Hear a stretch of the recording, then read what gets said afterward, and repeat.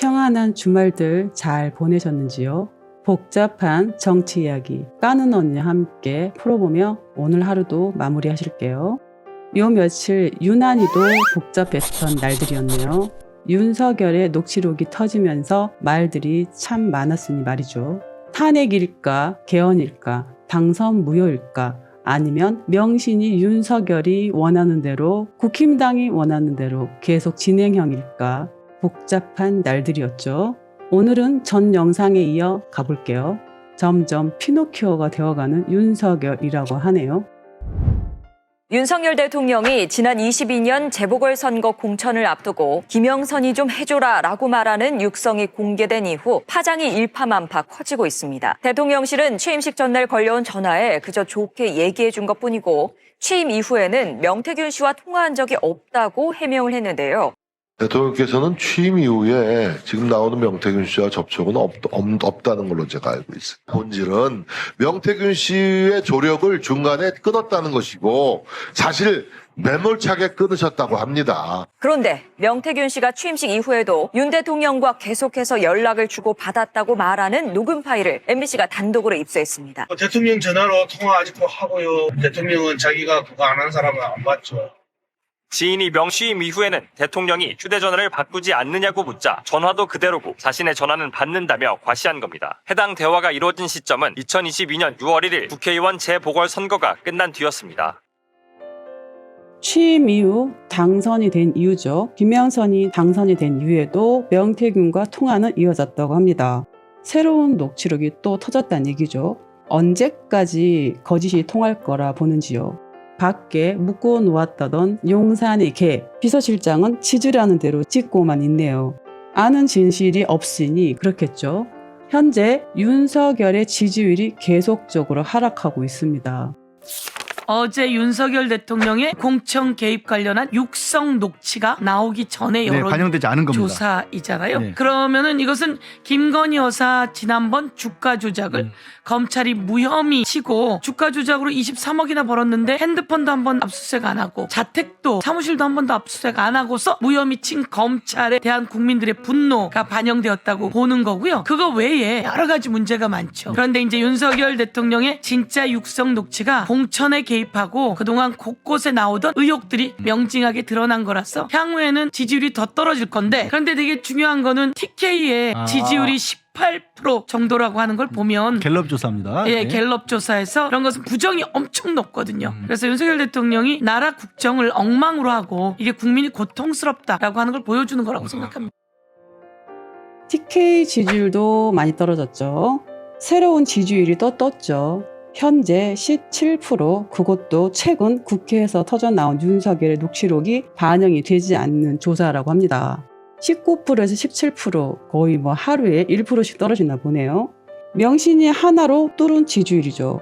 이제 본격적으로 하락할 것이라 보이는데요. 앞으로도 계속적으로 터져나올 내용, 충격적인 내용들이 쏟아져 나올 터인데 지하로 가는 건 시간 문제라고 보이네요. 보수 중에 보수, 정규재의 논평이죠. 이제 윤석열을 어떻게 처리하면 될까요? 그야말로 반론들이 있는데 당에서 말이 많아. 이게 대통령이 한 얘기입니다. 공관위에서 나한테 들고 왔다. 김영선만 들고 왔습니까? 아닙니다.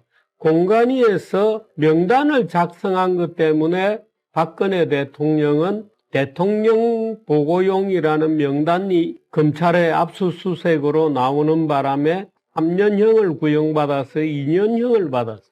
근데 자, 이제 윤석열을 어떻게 처리하면 될까요? 법은 누구에게나 공정해야 되잖아요. 근데 이건 훨씬 더하죠. 훨씬 더하다 뿐이겠어요. 비교할 게 아닙니다. 윤석열 녹취록이 있었죠. 공관위가 들고 왔다. 김영선 해줘라. 많은 국민들이 들었잖아요. 법은 공평해야겠죠. 윤석열, 한동훈 이들이 했던 말이 있죠. 법과 원칙이라는 말을 수시로 합니다. 박근혜 조사만 한 걸로 2년을 받았으면 그럼 공관위를 움직여 해줘라 해서 이루어졌죠. 몇 년 받아야 할까요? 자신들이 더 잘 안다는 것이죠. 자신들이 과거에 박근혜, 최순실을 그렇게 빵에 보냈으니 얼마나 큰 죄라는 것을 안다는 것이죠. 그러니 아니라는 말은 못하고 박절하지 못했다라는 컨셉으로 또 거짓말을 하는 거겠죠. 명신이 명품백도 박절하지 못했다, 자신의 일도 박절하지 못했다, 이렇게 우기면서 가는 꼴 아닌가요? 이게 판례는 직접 개입을 하지 않았더라도 그 판사의 판결문의 의견 제시만으로도 이거는 공식 개입이 된다, 이렇게 판결이 나온 겁니다. 이게 판례예요. 윤석열이 만든 판례. 이 사람 어때? 뭐 이런 식으로 말을 한마디 해버렸다면 그 명백한 공천 개입이 돼버리는 거. 그걸 직접 윤석열 대통령이 경험을 하고 그리고 박근혜 대통령이 그것까지 다 합해서 총기 징역 23년을 받은 거 아니에요. 그렇죠. 거기에다 징역 2년을 덤태기를 씌운 사람이 바로 윤석열 대통령인데 김영선이를 좀 해줘라. 해줘라 이렇게 하니까 당에서 말이 많다. 이 정도까지 얘기를 했단 말이에요. 그리고 실제 이튿날 취임하는 날 김영선으로 확정이 됩니다. 과연 윤석열 대통령이 여기서 자유스러울 수 있을까? 본인이 박근혜 대통령을 징역 2년을 선고를 하도록 기소까지 하고 그 공소 유지를 담당한 사람이 그때 서울중앙지검장인 윤석열입니다. 박근혜 총 23년 플러스 2년 합의 25년이네요. 윤석열이 한 짓이 그것뿐 아니잖아요. 기소하여 본격적으로 수사 들어가면 총 몇 년을 받을까요? 또한 국정농단으로 들어간 최순실은 아직도 빵에 있잖아요. 그럼 공천 개입, 국정 개입, 주가 조작, 선거 조작, 선거 개입, 그 외에 말레이시아의 마약 사건, 이 모든 거를 수사를 하면 명신이는 과연 몇 년을 받을까요? 일단 빵에 들어가면 재판받다 끝날 것이라 보이지 않나요? 기소하여 조사하고 재판만 하더라도 어마한 시간이 걸릴 듯한데 법 앞에서는 평등하자고요. 어서 정권 교체하고 새롭게 시작을 해야겠죠. 새로운 정권에서 새로운 조직으로 수사하고 평등하게 판결할 것이라고 믿습니다. 전 영상에서 2년 단축 개헌 얘기가 나왔었죠. 민주당이 그래서 대통령 임기 2년 단축 헌법 개정 개헌을 얘기를 해놨어요. 이걸 추진하겠다. 2년을 단축한다고요? 임기를 현직 2년 대통령을? 단축하는 개헌을 추진하겠다. 현직 대통령에게도 그렇죠. 적용되는? 그렇죠. 과연 그게 되나? 근데 그게 개헌은 국회 3분의 2 이상 동의를 얻으면 아니 그러니까 근데 되죠. 현직 대통령에도 적용이 되는 것은 좀 이해가 되지 중요한 않는데 거는 이제 국민투표 사안이지 않습니까? 국민투표 예, 국민투표를 할 거면 이거를 별도로 할 건지 아니면 네. 지방선거하고 연동해서 아이고 하여튼 할 건지. 망했어. 뭐 이제 임기 단축 나오고 탄핵 나오고 이제 보수판 망했다니까요. 그렇죠. 개헌을 하면 망했다는 얘기입니다. 탄핵은 시간 문제고 지켜보는 국민들도 괴롭기 때문에 2년 단축하여 강제로 국민 소환, 국민투표로 처벌하라. 단기에 끌어내려 기소하고 심판하라. 당선 무효일지, 선거 조작일지, 선거 개입일지 국민들이 끌어내려 심판하라 인 거죠. 명시인은 특검을 통과시켜 처단하면 될 것이고요. 이 둘만 조사하면 주변 일당들이야 이 둘의 무덤 속으로 빨려 들어갈 것이라고 봅니다. 명신이의 블랙홀 무덤이 되겠군요. 개헌이 빠를 듯 합니다. 개헌은 국민 소환이라 가능하다고 하니 국힘당도 두 번의 탄핵은 원하지 않을 듯 하겠고 앞으로 가봤자 국힘당 지지율도 윤석열과 같이 지하로 갈 판인데 같이 가면 죽을 테니 최대의 희생은 피하려고 하겠죠. 다른 녹취록이 또 있다네요. 이런 식으로 얘기를 했어요. 경선룰로 간섭을 해서 그때는 이제 그 경선 과정에서 간섭을 했었고 매몰차게 끊었고 취임 이후로는 진짜로 없다 이렇게 또 한 번 얘기를 했단 말이에요. 혹시 취임 이후 녹취 있으세요? 기대하십시오. 기대해요? 예. 기대하시고요. 기대가 아니라 예. 그런 거짓말은 낱낱이 밝혀지게 될 겁니다. 네. 그리고 제가 오늘 이야기하는데요.